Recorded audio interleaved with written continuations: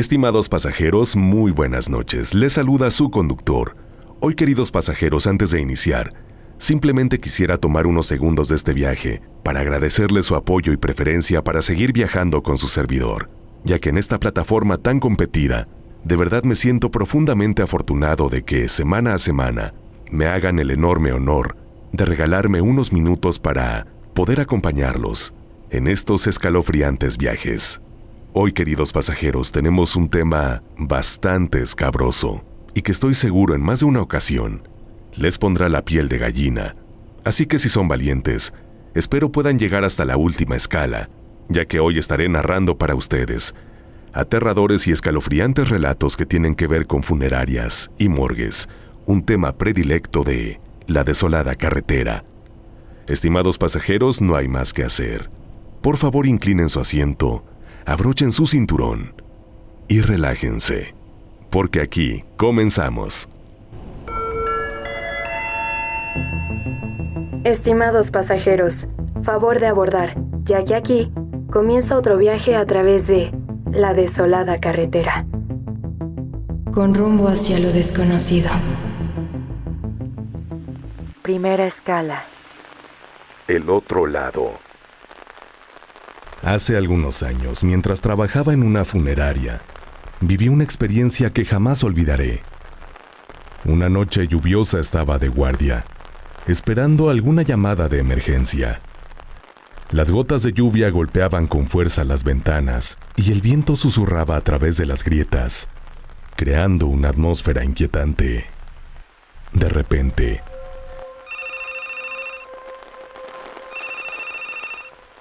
el teléfono sonó, rompiendo el silencio de la oficina. Al otro lado de la línea, un señor hablaba con voz temblorosa, informándome que su esposa había fallecido en casa y necesitaba nuestra ayuda para llevar el cuerpo a la funeraria. Tomé nota de la dirección y me preparé rápidamente. Con la ambulancia lista, me dirigí hacia el lugar indicado. A medida que avanzaba por las calles empapadas, la lluvia parecía intensificarse, dificultando la visibilidad. Finalmente llegué a la dirección que me habían dado, una mansión antigua y majestuosa, aunque evidentemente descuidada. La fachada estaba apenas iluminada por unas pocas luces, dándole un aspecto sombrío y misterioso. El señor, un hombre de edad avanzada con un rostro marcado por la tristeza y el cansancio, me recibió en la puerta. Sus ojos reflejaban una mezcla de dolor y desesperación.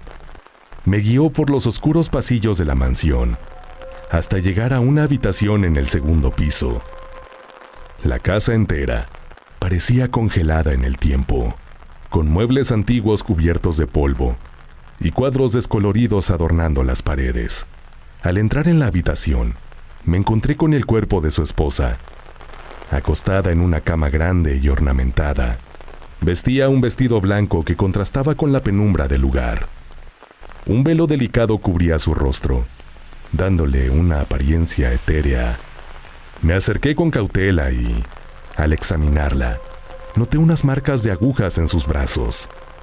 Esto me pareció muy extraño, así que le pregunté al señor si había llamado a un médico para certificar la causa de muerte. Él, con voz firme pero apesumbrada, me aseguró que no era necesario, pues él mismo había cuidado de ella durante su enfermedad. A pesar de sus palabras, algo en su tono y en su mirada me hizo sospechar que no todo estaba bien. Sin embargo, decidí no cuestionarlo más en ese momento, respetando su dolor y su privacidad.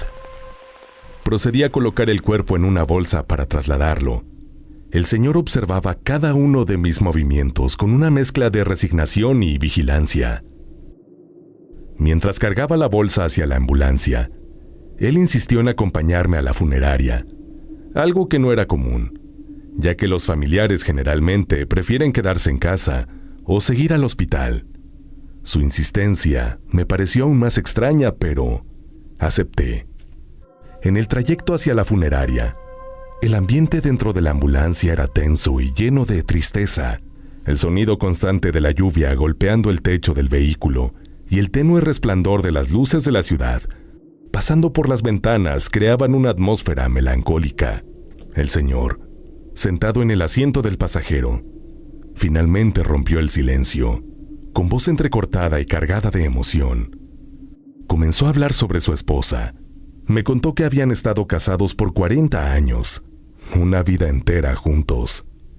La describió como la única mujer en su vida, mencionando con orgullo y cariño lo bonita e inteligente que siempre había sido. Su voz se quebró cuando mencionó los últimos años de su vida. Ella había caído en una profunda depresión, una enfermedad que, según él, había sido como una sombra oscura cubriendo su felicidad. El señor detalló cómo, a pesar de su belleza e inteligencia, la depresión la había consumido lentamente. Había pasado de ser una mujer vibrante y llena de vida a alguien atrapado en su propia tristeza. La veía tomar una gran cantidad de medicamentos en un intento de controlar su estado, pero nada parecía funcionar.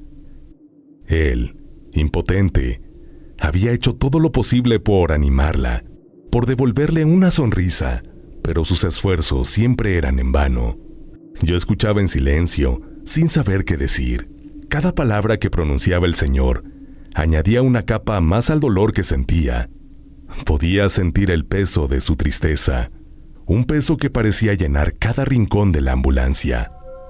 Miré de reojo y vi al hombre sosteniendo una foto de su esposa. Besaba la imagen con ternura mientras las lágrimas caían por su rostro. Era una escena desgarradora.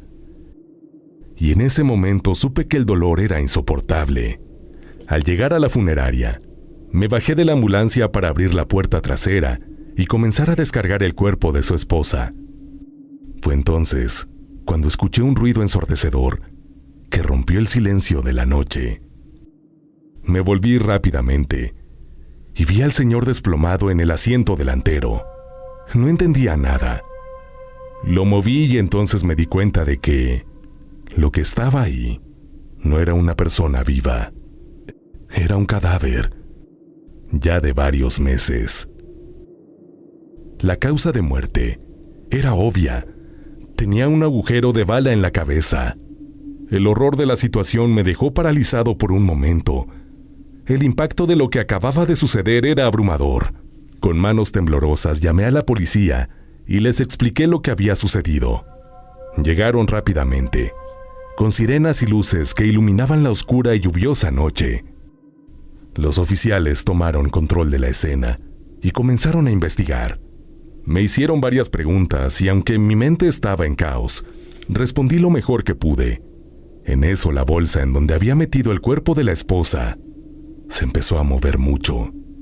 Aquello fue algo tan inesperado que todos nos asustamos, tanto los policías como yo, y también los otros trabajadores de la funeraria, que ya habían salido a ver lo que estaba pasando. Luego del susto inicial, uno de los policías abrió la bolsa. La mujer estaba viva, y la mujer fue llevada al hospital más cercano. Como alguien debía ir a firmar el ingreso, pues los policías me dijeron que yo fuera, y eso hice. Además, de verdad me interesaba ir porque yo necesitaba saber qué demonios estaba pasando. Resultó que la mujer había intentado quitarse la vida, pero no quería hablar con los doctores. Así que me dejaron ir con ella para ver si a mí me decía algo. Ya que estaba ahí con la mujer, le expliqué quién era yo y le conté un poco la situación, pero no le dije nada sobre su esposo. La mujer me contó que algunos meses atrás, su esposo parecía haber perdido la razón. Había sufrido un fuerte accidente y estuvo clínicamente muerto por 5 minutos. El esposo vio algo del otro lado. Nunca le dijo a su esposa el qué, pero ella sabía que lo que había visto lo había dejado obsesionado con el otro lado. Su obsesión lo llevó a quitarse la vida. Ella no pudo procesarlo, así que, como eran de comer mucha carne, tenían un congelador mediano y ahí metió el cuerpo de su esposo. Ella siguió hablando, pero yo, después de oír lo de su esposo, dejé de escuchar. No era posible. Ese hombre había marcado por teléfono, me había atendido en la casa. Yo platiqué con él durante el trayecto a la funeraria Era absolutamente imposible que llevara meses muerto. Salí de ahí tambaleando y regresé a la funeraria. Para ese punto el CEMEFO ya había retirado el cuerpo porque, dada la situación, no consideraron coherente que la funeraria se hiciera cargo del cuerpo. Pero antes de irse le dijeron al gerente en turno que lo que yo había declarado no tenía ningún sentido, porque ese cadáver ya tenía varios meses. Segunda escala. El accidente. Nunca olvidaré el horror que viví ese día en la funeraria.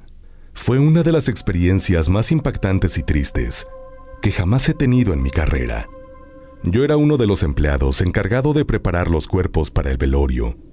Una tarea que, aunque siempre difícil, nunca había sido tan desgarradora como en aquella ocasión. Recibimos la llamada de una familia que había perdido a su hijo de 10 años en un trágico accidente automovilístico.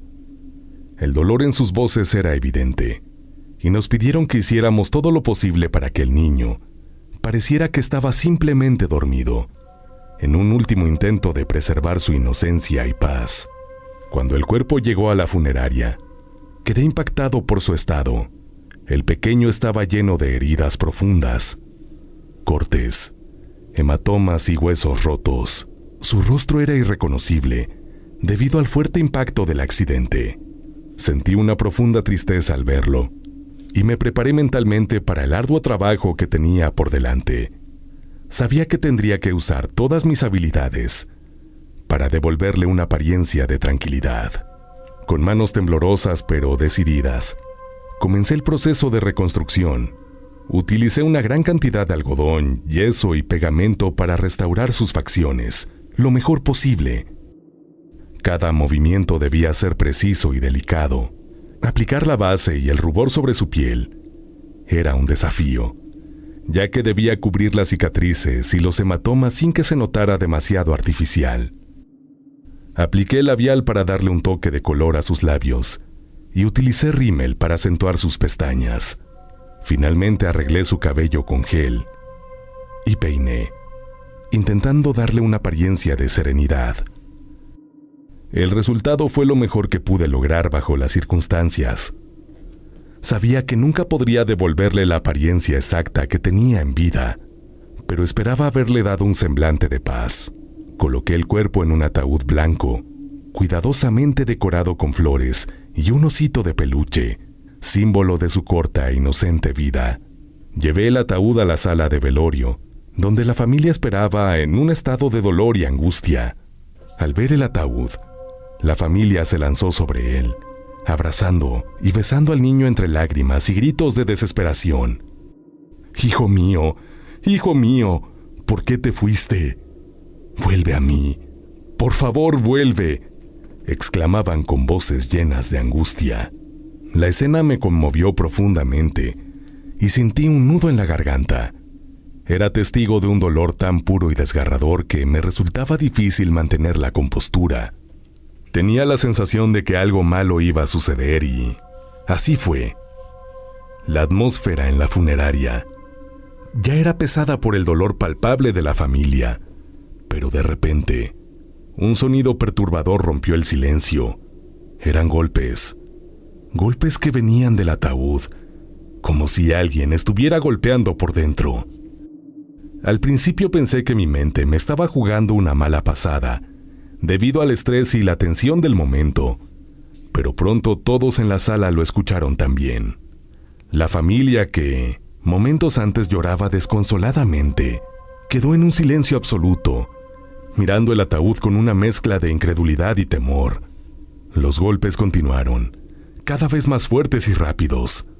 Entonces, vi algo que me heló la sangre. La tapa del ataúd se movió como si alguien intentara levantarla desde dentro.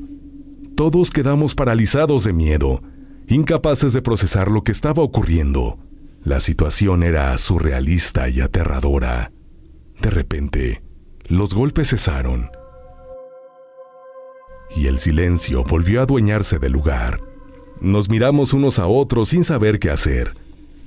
La familia comenzó a llorar nuevamente, esta vez con más intensidad. Mientras yo trataba de buscar una explicación lógica a lo que habíamos presenciado, fue entonces cuando noté algo extraño en el rostro del niño. Sus ojos, que antes estaban cerrados, ahora parecían abiertos, aunque sin vida. Era una imagen desconcertante y macabra. La madre del niño, en su desesperación, se acercó al ataúd y comenzó a murmurar oraciones, esperando quizás un milagro, pero nada cambió. El niño permaneció inmóvil y el ambiente en la sala se volvió aún más pesado. Los familiares, abrumados por el dolor y el miedo, comenzaron a retirarse uno por uno. La única que se quedó fue la madre. Yo me acerqué con la mujer para comentarle que lo mejor era que se retirara a tomar un respiro. Ella volteó a verme y preguntó que qué era lo que creía yo sobre lo que todos habíamos presenciado. Yo, con tropezadas palabras, le inventé la primera explicación medio lógica que se me vino a la mente. Pero la mujer sabía que lo que le dije no era verdad. Entonces volvió a repetirme la pregunta y me pidió que le respondiera con honestidad. Tragué saliva y entonces le dije lo que de verdad pensaba. Le dije que yo creía que su hijo estaba asustado, tal vez molesto, o tal vez sentía alguna otra cosa, pero el punto era que él no quería estar muerto. No lo aceptaba, y por eso había intentado regresar a su cuerpo. Por eso el ataúd se había movido. La mujer rompió en llanto y se retiró de la sala. Esa fue la primera y única vez que me tocó presenciar algo tan impactante. Tercera escala. El candado. Esta es una historia que me sucedió cuando trabajaba en una funeraria. Yo era el encargado de preparar los cuerpos para el velorio. Una labor que siempre consideré un servicio necesario y respetuoso. Trataba cada cuerpo con el mayor cuidado, sabiendo que era el último adiós que sus seres queridos podrían darle. Sin embargo, una noche de viernes, viví una experiencia que me dejó profundamente traumatizado y que jamás olvidaré. Esa noche me encontraba solo en la funeraria. El dueño había salido a resolver unos asuntos personales y me había dejado encargado de recibir un cuerpo que llegaría en breve. Era el cuerpo de un hombre que había fallecido en un trágico accidente de coche y que sería velado al día siguiente. La atmósfera en la funeraria era tranquila, aunque el silencio profundo siempre tenía un toque inquietante. Alrededor de las 9 de la noche, llegó el coche de la funeraria. Me dirigí a la cochera para ayudar a descargar el ataúd. Era un ataúd sencillo de madera, sin muchos detalles, que reflejaba la modestia de la familia del fallecido. Con la ayuda de otros 2 empleados, llevamos el ataúd a la sala de preparación y lo colocamos sobre la mesa de trabajo. Me informaron que el cuerpo ya estaba preparado y que solo faltaba vestirlo con la ropa que había sido elegida por la familia. Tomé la bolsa de plástico que contenía la ropa, un traje oscuro con corbata sobria, y me preparé para abrir el ataúd. Fue entonces cuando me di cuenta de que estaba cerrado con un candado. Me pareció extraño, pero asumí que podría tratarse de una petición especial de la familia, para evitar que el cuerpo fuera manipulado indebidamente. Pregunté a los otros empleados dónde estaba la llave del candado, y me dijeron que no lo sabían. Afirmaron que el ataúd ya había llegado así, y que no tenían autorización para abrirlo. Me pareció muy sospechoso, pero no quise cuestionar mucho en ese momento. Les dije que llamaría al dueño de la funeraria para pedirle la llave, y ellos estuvieron de acuerdo, dejándome solo en la sala de preparación. Saqué mi celular y marqué el número de mi jefe. Después de unos segundos él contestó y le expliqué la situación con detalle. Se mostró sorprendido y dijo que no tenía conocimiento de ningún candado en el ataúd.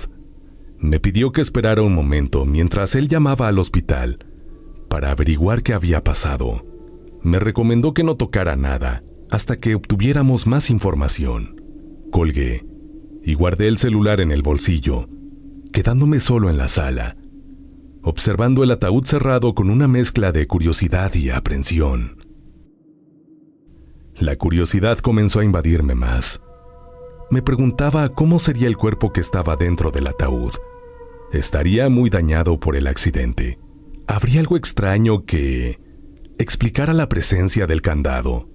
¿Sería realmente el cuerpo correcto?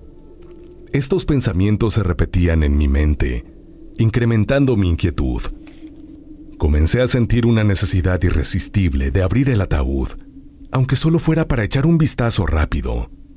La curiosidad y una extraña sensación de urgencia se apoderaron de mí. Miré alrededor de la sala, buscando algo que pudiera usar para forzar el candado. Sobre el fregadero vi unas tijeras y pensé que podrían servir como una palanca improvisada. Sin perder más tiempo, tomé las tijeras y me dirigí hacia el ataúd. Coloqué la punta de las tijeras en la cerradura del candado y forcé hacia abajo con toda la fuerza que pude reunir.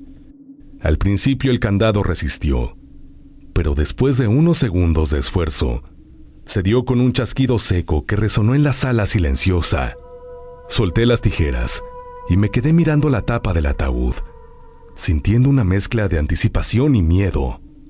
Respiré hondo y levanté la tapa, que se abrió con un chirrido, como si el propio ataúd estuviera protestando por ser abierto. No estaba preparado para lo que vi. Solté un grito de horror y di un paso atrás con el corazón latiendo con fuerza. El ataúd estaba vacío. No había ningún cuerpo allí, solo una nota escrita con letras rojas que decía: «No debiste de haber hecho esto». Quedé paralizado, sin poder creer lo que veía. ¿Quién había hecho eso? ¿Dónde estaba el cuerpo? ¿Qué significaba ese mensaje?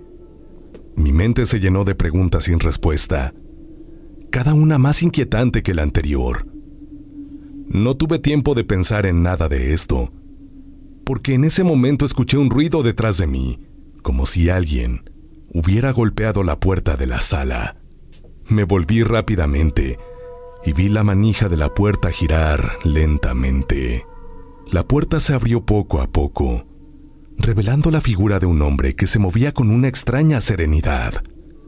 Era alto y delgado, vestido con un traje negro que parecía haber sido confeccionado para una ocasión solemne. Su rostro pálido contrastaba fuertemente con el cabello oscuro y desordenado que caía sobre su frente. Lo que más llamaba la atención eran sus ojos, rojos, inyectados de sangre, mirándome fijamente con una intensidad que me heló la sangre. No podía creer lo que estaba viendo, pero lo reconocí de inmediato.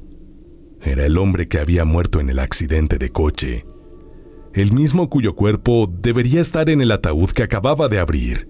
Mi mente no podía procesar cómo era posible que él estuviera allí de pie, frente a mí. Me di la vuelta y salí corriendo tan rápido como mis piernas me lo permitieron, sin atreverme a mirar atrás. Finalmente llegué a casa, jadeando y con el cuerpo temblando por la adrenalina. Sin perder un segundo, llamé inmediatamente al dueño de la funeraria. Las palabras salieron atropelladas de mi boca mientras le comunicaba mi renuncia. No podía explicarle lo que había sucedido. No sabía cómo hacerlo sin sonar completamente loco. Cuarta escala. ¿Por qué me mataste? Trabajé en una funeraria por varios años y vi cosas muy extrañas e inusitadas. Pero lo que les voy a relatar aquí fue lo más espantoso que presencié. Mi trabajo era cuidar de los cuerpos y dejarlos preparados para el velorio. Me gustaba mi trabajo, a pesar de que muchas personas lo consideraban extraño o macabro. Yo veía mi labor como una forma de respetar a los muertos y consolar a los vivos.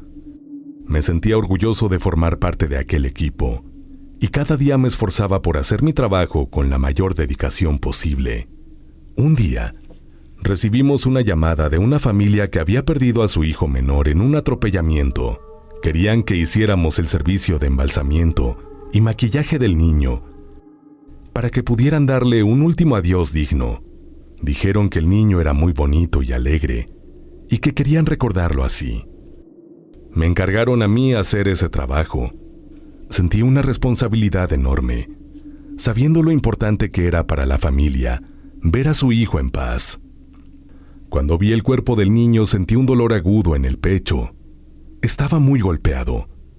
El accidente había sido muy violento y él había sufrido múltiples fracturas y traumatismos. La visión era desgarradora. Sabía que me enfrentaba a un gran desafío, pero también sabía que tenía que cumplir con mi deber de la mejor manera posible. Comencé el proceso con una mezcla de tristeza y determinación. Primero limpié la sangre y las heridas tratando de ser lo más cuidadoso posible. Luego, cosí las heridas más grandes para darle una apariencia más natural. Cada puntada era un recordatorio de la tragedia que había vivido ese pequeño, y cada movimiento mío estaba impregnado de respeto y compasión. Después de limpiar y coser las heridas, procedí a inyectar los líquidos conservantes. Este paso era crucial para preservar el cuerpo y darle un aspecto más sereno. Mientras realizaba esta tarea, no podía dejar de pensar en la alegría que aquel niño había traído a su familia y en cómo una vida tan joven había sido truncada de manera tan abrupta. El siguiente paso fue aplicar el maquillaje. Este proceso fue especialmente difícil, ya que tenía que asegurarme de que el niño se viera lo más natural y pacífico posible. Utilicé una base suave para cubrir las marcas y contusiones. Luego apliqué un poco de rubor para darle un toque de color a sus mejillas. También arreglé su cabello peinándolo con delicadeza para que luciera limpio y ordenado. El trabajo fue largo y meticuloso. Cuando terminé, coloqué el cuerpo del niño en el ataúd. Lo llevé cuidadosamente a la sala de velorio, un espacio decorado con luces suaves y música instrumental, pensado para ofrecer consuelo y paz a los dolientes. Al llegar encontré a los padres del niño que estaban inconsolables, abrazándose mutuamente en un intento desesperado de hallar fuerzas. Me agradecieron por mi trabajo con ojos llenos de lágrimas y me pidieron que los dejara a solas con su hijo. Asentí, entendiendo la necesidad de privacidad en un momento tan doloroso, y me retiré en silencio. Caminé hacia la recepción, donde tomé asiento intentando procesar la tristeza que había presenciado. La atmósfera de la funeraria era solemne, y cada tic-tac del reloj en la pared parecía alargar los minutos hasta la hora del entierro. Fue entonces cuando un grito desgarrador rompió el silencio de la recepción. Provenía de la sala de velorio. Mi corazón dio un vuelco y sin pensarlo dos veces, corrí hacia el origen del sonido. Lo que vi al entrar me heló la sangre y me dejó paralizado de horror. El niño, que había preparado con tanto cuidado, estaba sentado en el ataúd. Sus ojos estaban abiertos de par en par, llenos de un brillo aterrador, y su boca abierta en un grito silencioso. El pálido rostro del niño contrastaba brutalmente con la imagen serena que había logrado horas antes. Sus padres yacían en el suelo, uno sobre el otro. Parecían desmayados, pero en medio del caos no pude discernir si estaban vivos o muertos. La escena era irreal, como sacada de una pesadilla de la que no podía despertar. Parecía que el niño había vuelto a la vida por unos segundos antes de caer en la muerte nuevamente. La lógica y la razón se desvanecieron en ese momento, dejando solo un terror primitivo y paralizante. Quedé paralizado, incapaz de moverme o de reaccionar. Mis pensamientos eran un torbellino de confusión y miedo. Había cometido un error terrible. Había embalsamado a un niño que aún estaba vivo. La culpabilidad y el pánico se apoderaron de mí. Sentía como si el peso del mundo cayera sobre mis hombros. Sin poder apartar la mirada de esa escena macabra, no sé cuánto tiempo estuve allí, hasta que alguien me encontró y me sacó de ahí. Estaba paralizado por el horror, incapaz de procesar lo que veía. Finalmente fue mi jefe quien me encontró. Había oído el grito desgarrador y vino a ver qué sucedía. Al verme en ese estado de shock, me abrazó con fuerza y me llevó fuera de la sala de velorio, murmurando palabras de consuelo que apenas registré en mi mente aturdida. «Tranquilo, vamos a solucionar esto», me decía mientras me guiaba hacia un asiento en la recepción. Traté de calmarme, pero la imagen del niño sentado en el ataúd seguía persiguiéndome, su grito mudo resonando en mi mente. Mi jefe entró de nuevo en la sala de velorio y rápidamente llamó a una ambulancia. A los paramédicos les explicó que los padres del niño habían sufrido un ataque cardíaco al ver a su hijo muerto y que necesitaban ser llevados al hospital de inmediato. Con una habilidad sorprendente para la situación, también mencionó que el niño había tenido un espasmo muscular involuntario debido a los líquidos conservantes, algo que describió como normal en algunos casos. Sabía que estaba mintiendo para protegerme y proteger la reputación de la funeraria. Aunque sus palabras sonaban lógicas, ambos sabíamos que aquello no era normal. Era algo inexplicable, tal vez incluso sobrenatural. Si la verdad saliera a la luz, las consecuencias serían devastadoras para todos nosotros. Después de que los paramédicos se llevaron a los padres, mi jefe me llevó al hospital. Durante el trayecto intentó mantenerme calmado, asegurándome que todo estaría bien. En el hospital, los médicos me administraron sedantes para ayudarme a relajar. Me hicieron preguntas sobre lo sucedido, pero mis respuestas eran confusas y fragmentadas. Estaba demasiado impactado para dar una versión coherente de los hechos.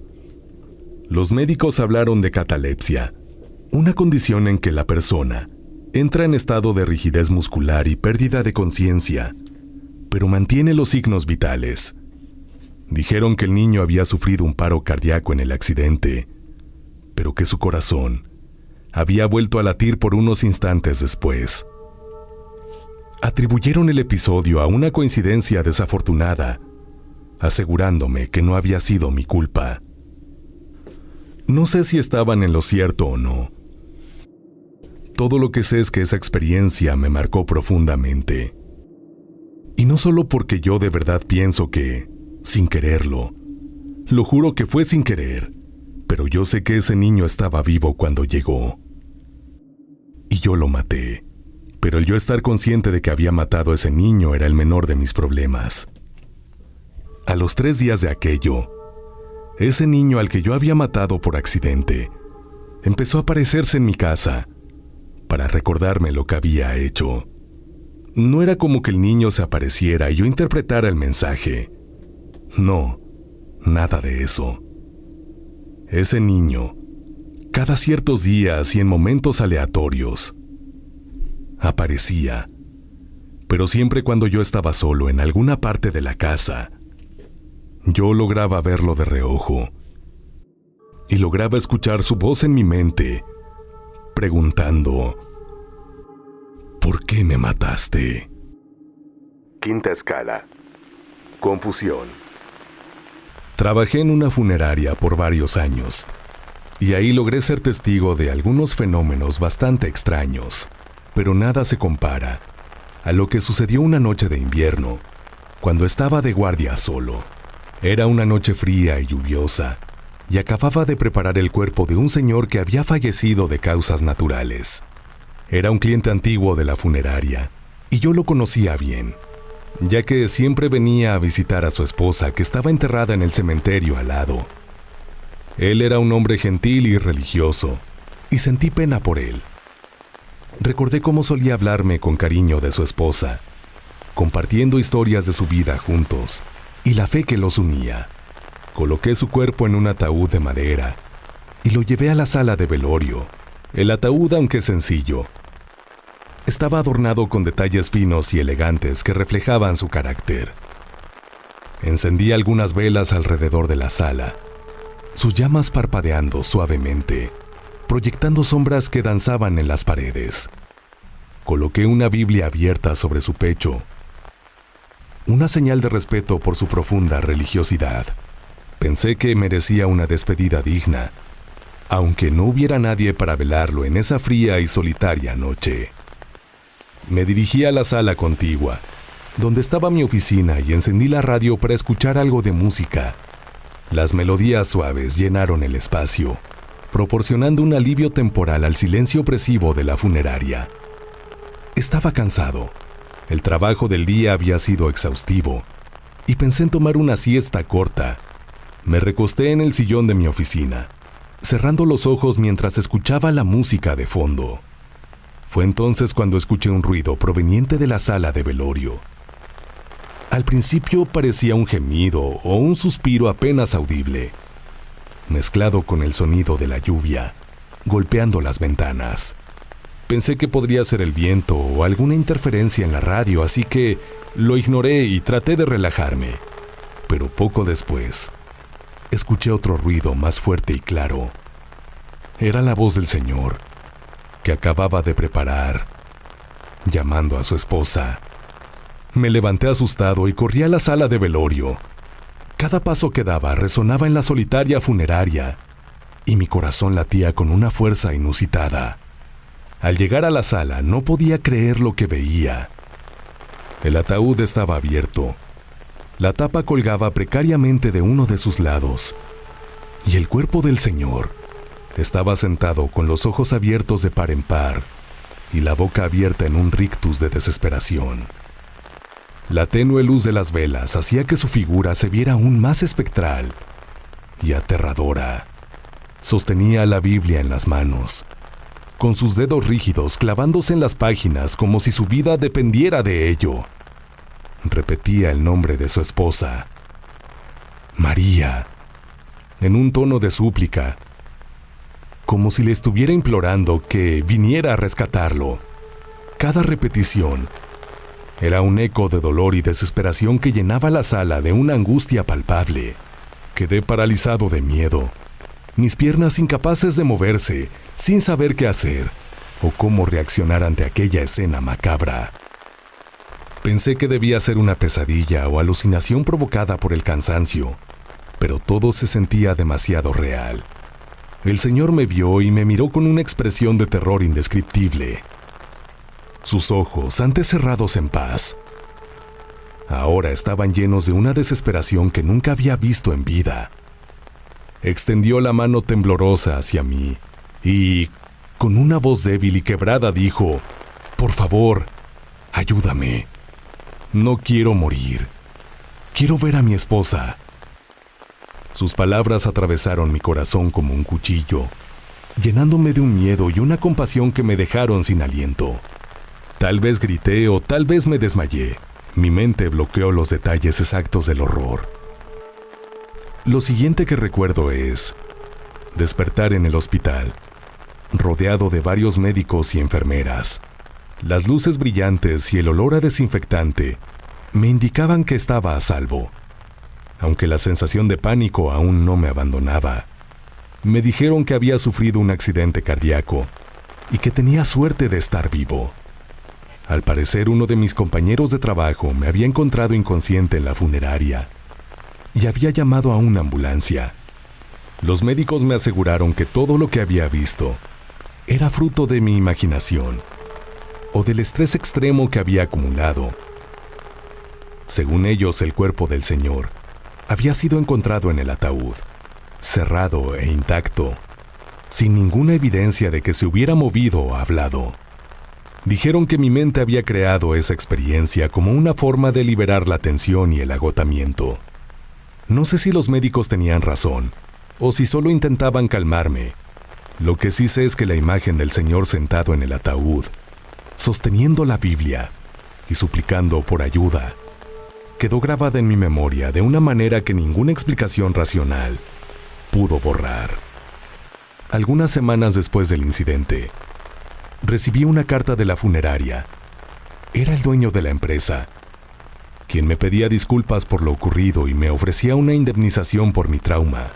La carta estaba escrita con un tono formal, pero se notaba la preocupación y la urgencia en sus palabras.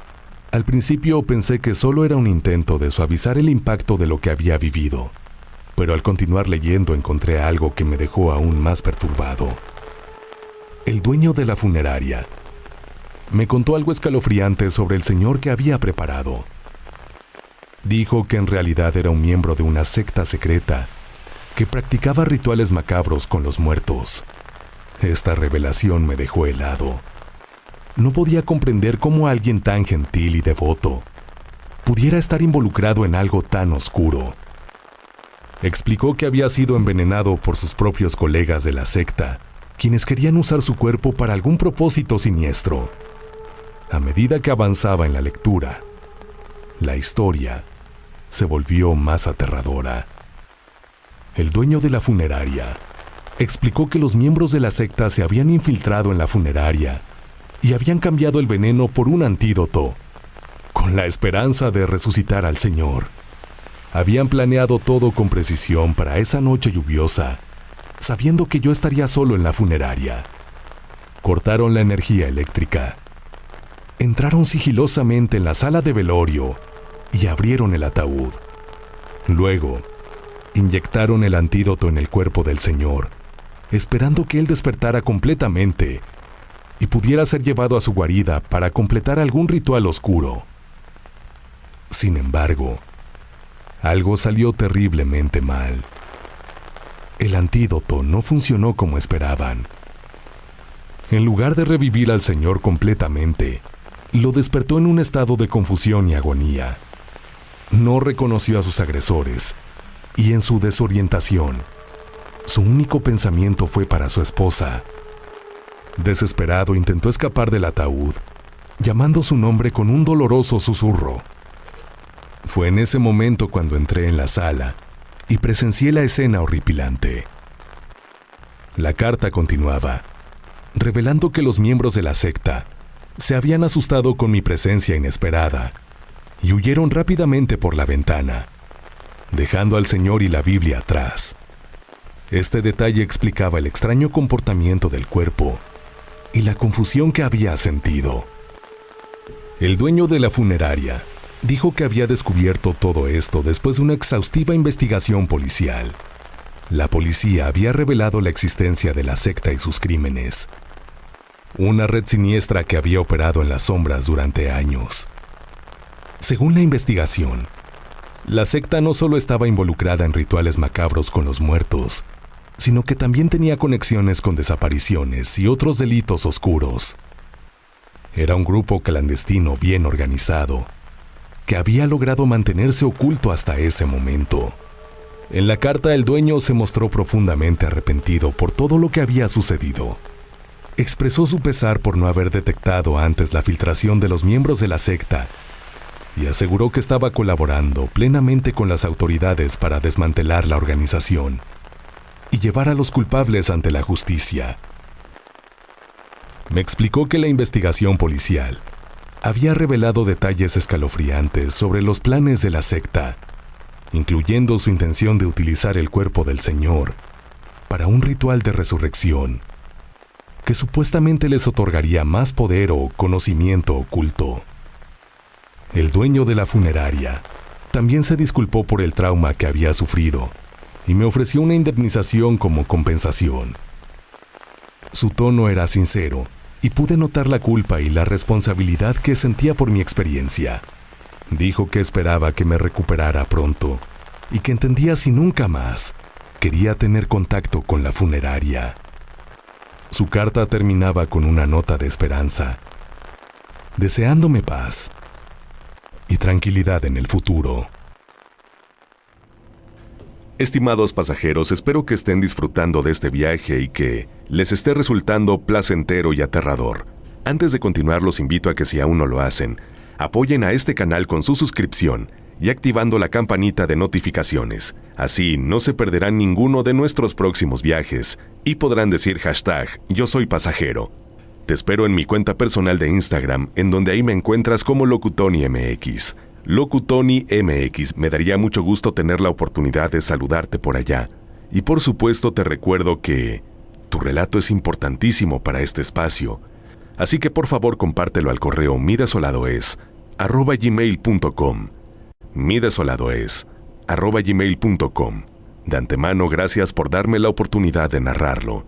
Y bien, pasajeros, es momento de dejar atrás la calma y la quietud de la noche y volver a la desolada carretera, ya que nos espera una horripilante y tétrica historia que pone fin a este viaje con broche de oro. Sexta escala. La inundación. Muy buenas noches, conductor y pasajeros. Les saludo desde la céntrica ciudad de Aguascalientes, México, en la República Mexicana. Estoy por compartirles una experiencia que es aterradora, principalmente por dos cuestiones. Por sí misma, es una experiencia horrenda y que la verdad no deseo que nadie la viva. Y por otra, no se decepcionen, también tiene su carga paranormal. Yo llegué a vivir a esta ciudad en el 87, procedente de la Ciudad de México. Esta ciudad me abrió sus brazos, y ahora la quiero y la amo profundamente. Me encanta vivir aquí por su tranquilidad, pero lo cierto es que si la ciudad adoleciera de algo, pudiéramos decir que lamentablemente es las inundaciones. Si algún hidrocálido me escucha, no me dejará mentir. Este problema ha escalado incluso al nivel que cuando llueve, las autoridades recomiendan tener mucha precaución, o si bien no hay algo que hacer fuera, mejor no salir. Las personas que vivimos aquí, ya sabemos que hay zonas específicas, que cuando hay tormentas se deben evitar, ya que estas incluso han llegado a cobrar la vida de personas. En fin, cierta noche, yo manejaba por segundo anillo, junto con mi hija Luciana. La verdad no recuerdo por qué estábamos fuera de casa, y siendo sincera, no es importante para este relato. El tema es que de pronto una tormenta se soltó, y sí, como lo adivinaron, diversas zonas de esta vialidad comenzaron a inundarse. Para cuando íbamos pasando las instalaciones del servicio médico forense, el nivel del agua era tal que incluso ya casi sobrepasaba el cofre de mi auto. Mi hija Luciana, de 13 años, ya estaba bastante espantada, pero lo peor no lo vimos venir. Resulta que el agua llegó hasta las instalaciones de la morgue, tumbó la cortina y entonces hizo que los cuerpos flotaran, a tal punto que los sacó de ese lugar. La corriente los arrastró hasta la calle, y así de pronto, mientras yo intentaba avanzar, escuché el estridente grito de mi hija. Al preguntarle qué pasaba, no fue necesario que me diera una respuesta porque al girar la vista, yo pude ver una serie de cuerpos flotando a un costado nuestro, cuerpos sin vida y desnudos que pronto comenzaron a rodear nuestro carro. Aquella imagen fue horrenda. Yo trataba de calmar a mi hija, por un lado diciéndole que no se preocupara, que cerrara los ojos y que pronto íbamos a salir de ahí. Pero lo cierto es que yo estaba temerosa, que entre aquella inundación, el carro fallara y nosotras quedáramos varadas. Aceleré poco a poco y finalmente pudimos salir de aquel encharcamiento, dejando el agua y aquellos cuerpos atrás. Una imagen, sin lugar a dudas dantesca, que parecía ser sacada de la peor pesadilla. Así llegamos a casa y quisiera decir que mi historia terminó ahí, pero eso no es así, ya que a partir de esa noche mi hija Luciana comenzó a referir tener pesadillas inquietantes. Ella en la noche no podía dormir. Se despertaba gritando, diciéndome que aquellas personas estaban ahí, en su cuarto, que la iban a visitar y que querían tocarla, que balbuceaban palabras incomprensibles como si buscaran ayuda por parte de ella. En un principio yo traté de calmarla, y atribuyendo esto a una explicación lógica, solo me limité a decirle que probablemente este era un trauma que se había desatado debido al horrendo incidente por el que habíamos atravesado. Sin embargo, las noches pasaron y mi hija no se calmaba, así que pensé en recurrir a ayuda psicológica profesional.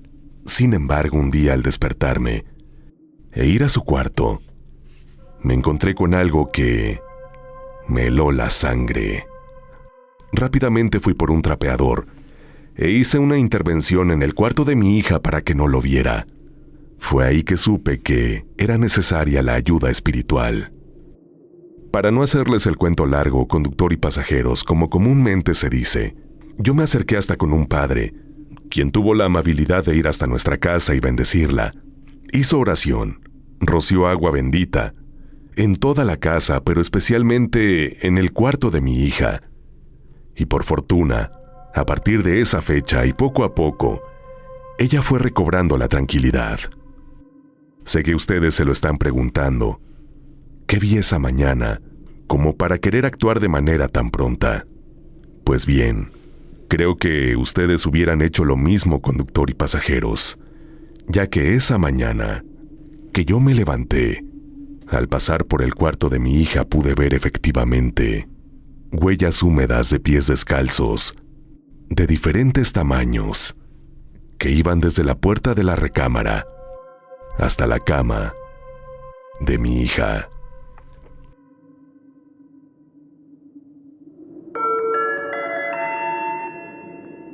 Estimados pasajeros, hemos llegado a nuestro destino.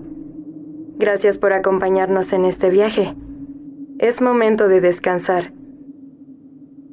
Si creen poder,